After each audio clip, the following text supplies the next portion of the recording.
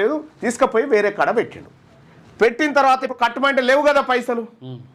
లేకపోయేసరికి ఏమైంది, ఈ బ్యాంక్ వాళ్ళు, ఈ ఎస్బీఐ బ్యాంక్ వాళ్ళు వీళ్ళు మొర్రో మొత్తుకుంటా ఏమని, అయ్యా సుబ్బిరామరెడ్డి గారు అప్పు తీసుకుండు, అప్పు కడతలేడు, మాకు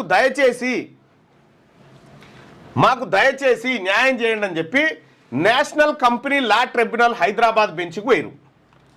Gayatri projects limited AIBC 365/2024 in company petition, ఇగో ఇది 308/2022లో వేసింది State Bank of India Gayatri ప్రాజెక్ట్స్కి సంబంధించినటువంటిది కేసు.